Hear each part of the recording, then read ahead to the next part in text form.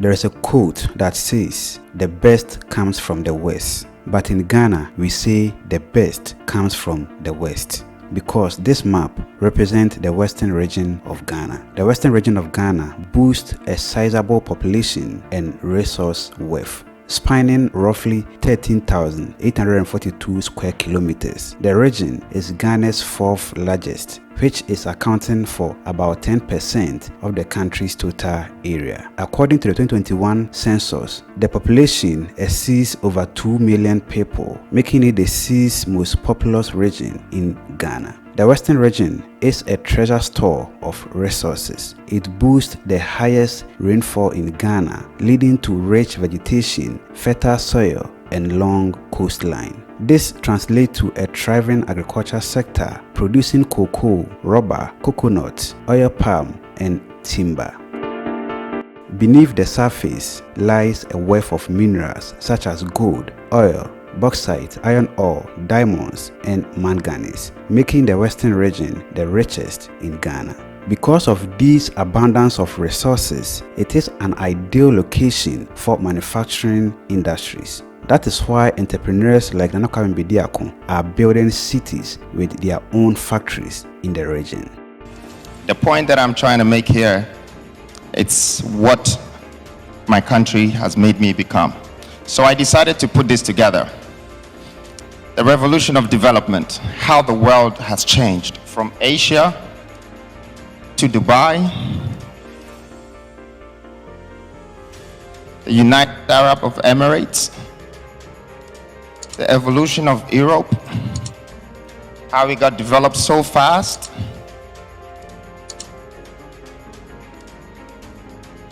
Now these are countries that are on global economy. What it used to be and what it has become today.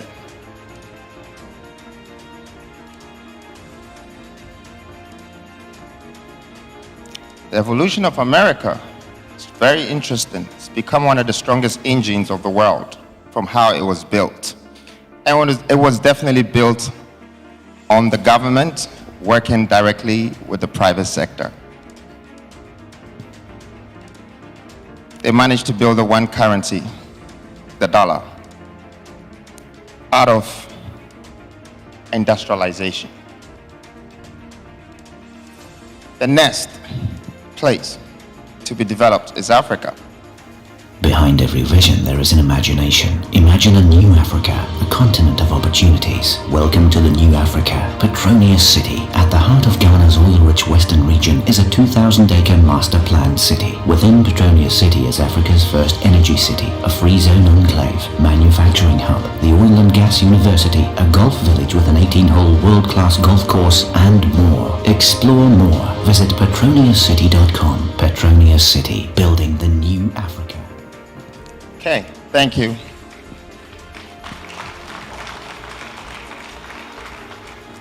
So this is the vision of the Kwale's group. Kwale is my mother. And I grew up with my mother. She was penniless broke. And so I had to turn this curse to a gift. I wanted to find a way out. But when you're born in a country like Ghana, when the average person is poor, you're all swimming in the same sea. How do you get out? That's where my motivation came from. I needed to move my mom from where she was. I managed to do so. And after that, I decided to build my continent.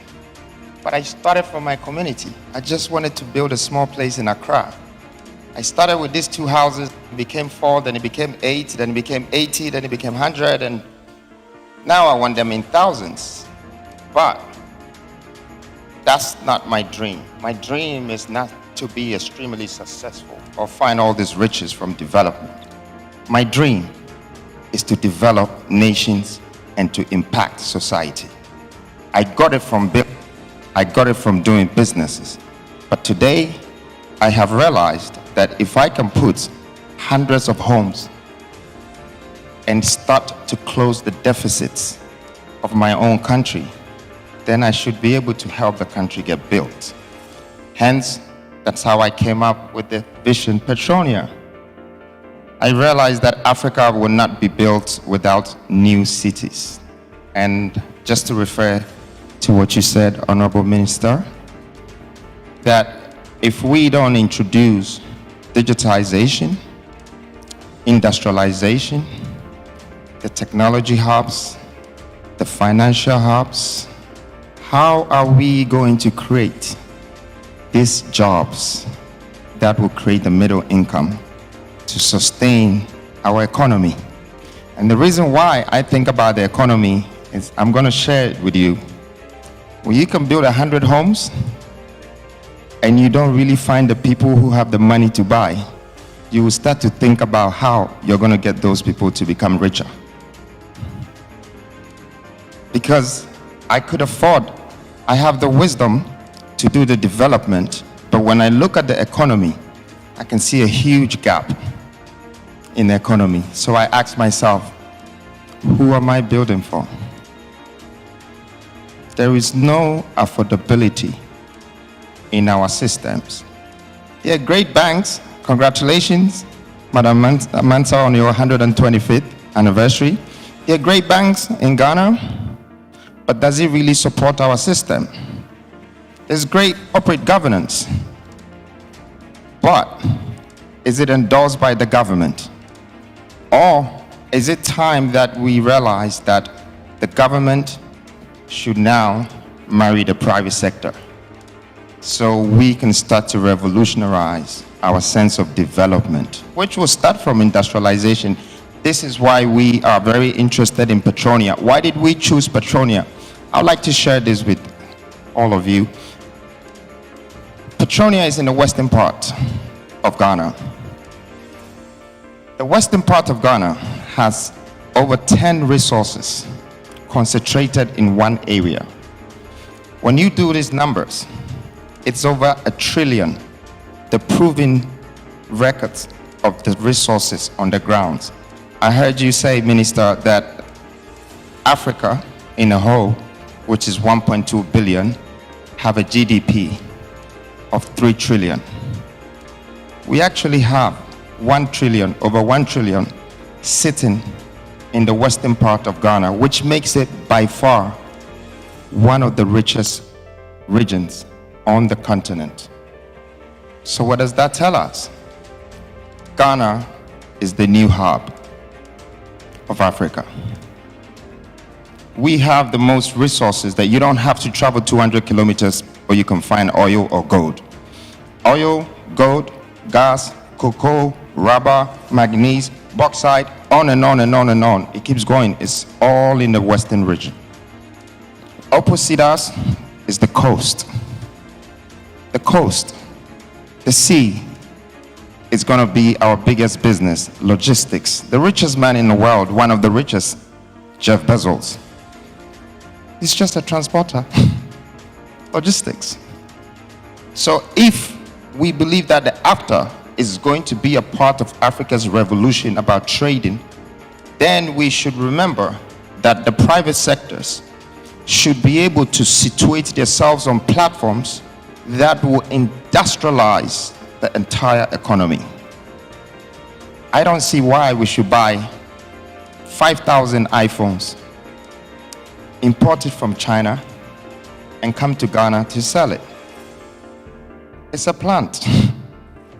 That same plant can be integrated and that's it. We don't have to import again. Our computers, everything that we're importing can actually be industrialized in our own country.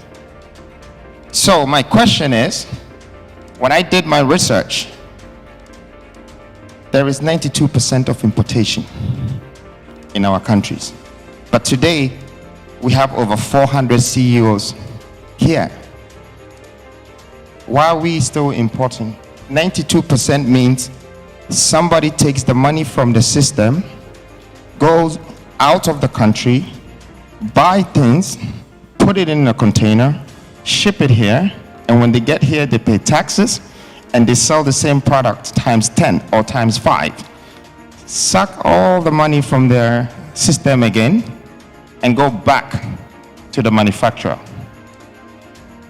The day that we Ghanaians and Africans would have a whole industrial platform that is producing all of these things, would cut the importation and subsidize it with exportation. That would bring us more than 15 to 20% of our GDP increment. It would change the economy. Then I can sell houses. Then I can really sell apartments. Then I can build 10,000 homes. Because at this very moment, if you ask me that I'm a developer and I should go and get funding and build 1,000 homes or 10,000 homes because people need low-income houses and all of that, I'll tell you no. It needs a full integration. Without the integration, it's not going to work.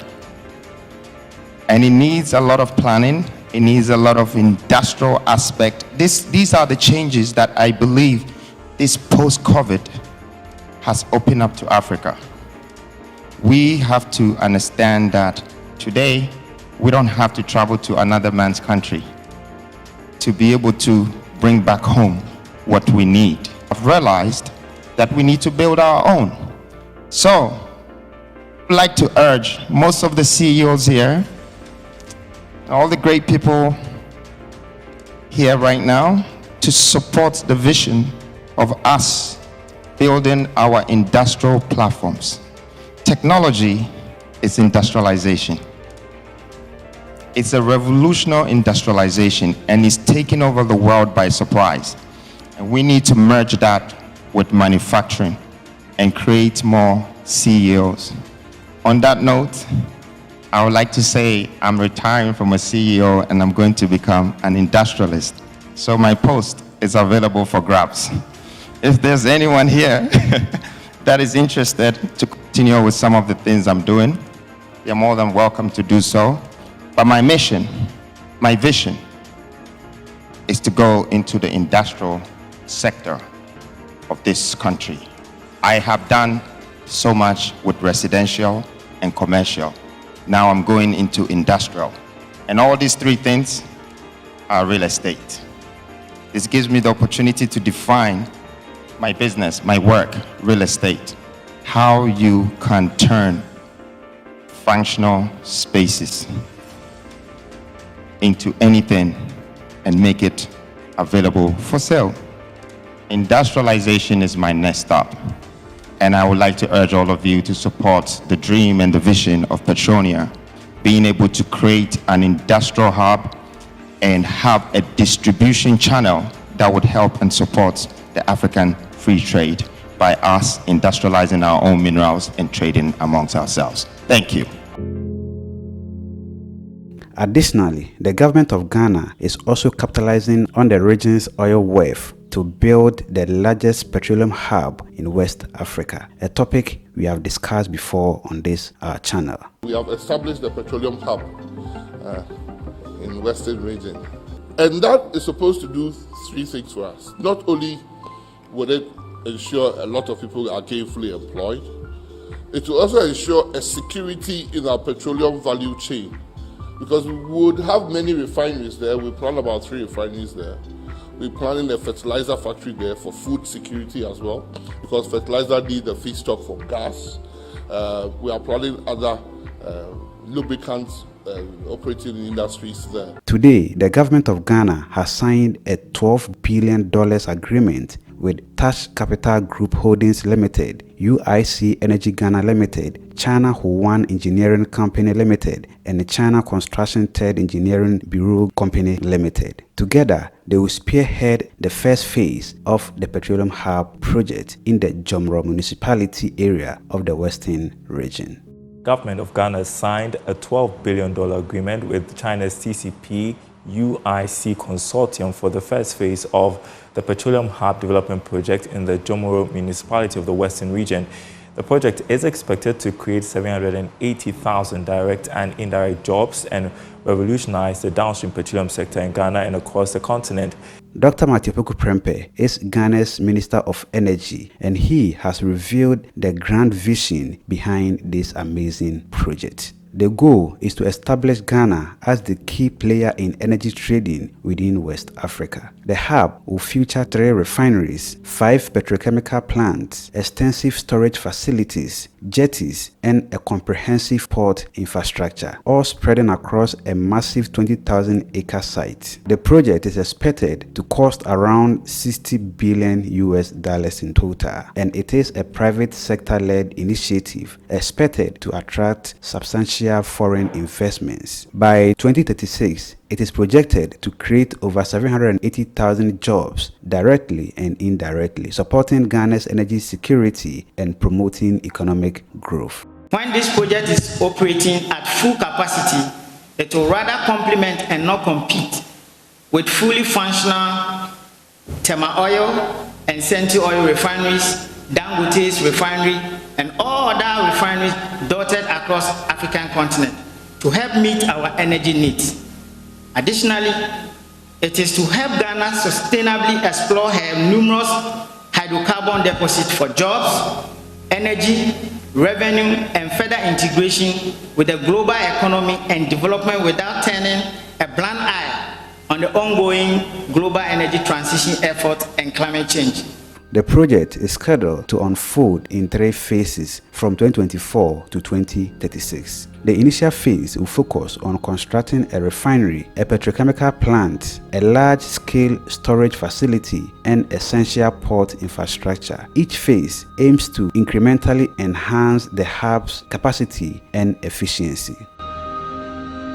To put Ghana's petroleum hub in perspective, let's look at some similar projects worldwide. Singapore, Saudi Arabia, and Texas have all developed extensive energy hubs that have become central to their economies. Singapore, for instance, transformed its limited natural resources into a global petrochemical hub through strategic investments and infrastructure development. So, like these hubs, Ghana's petroleum hub aims to attract foreign investments, create jobs, and enhance energy security. However, Ghana is also focusing on community engagement, ensuring that local communities benefit from improved infrastructure, healthcare, and educational opportunities. We have to find a way of making sure our natural resources God has given us, we don't let it go to waste. And at the same time, not to degrade the environment as we are doing that. So and the Petroleum Commission has been leading the charge to make sure health and safety issues and environmental issues in the oil and gas industry is dealt with. The MPA, Petroleum Commission, and the Ghana Standards Authority have also taken care of one thing that I'm going to talk about, and that is physical measuring or physical measurement. You know, you can take as much oil as you have, but if you can't count 1, 2, 3, how much you have taken out, maybe the people of Jomoro will not get the development that the people of Obuasi never got because they took so much gold and we couldn't count our resources. We have to be able to count our resources. A key aspect of the HUB project is its emphasis on community engagement and sustainability. The government and its partners are committed to ensure that the local communities experience tangible benefits. These include better infrastructure, healthcare services, and educational facilities. Additionally, the project will foster local entrepreneurship and promote knowledge transfer through international partnership.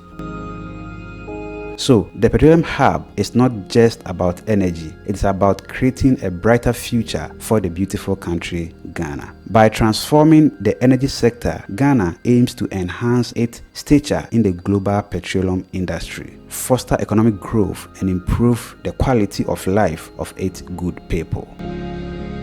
As we look forward to the year 2036, the completion of these projects promises a new era of prosperity and innovation for Ghana and the entire African continent, because the journey to establish the western region of Ghana as a leading energy hub and industrial city of the African continent is well underway. And with a clear vision, strategic partnership, and a commitment to community engagement, Ghana stands as a beacon of progress and potential. So stay tuned as we continue to follow these exciting developments and its impact on the future of our beautiful African continent. And that is all for today's episode. Please let us know your thoughts and suggestions on this in the comment section below. My name is Sheriff Haruna. Have a joyful life and see you in our next video. Macrao.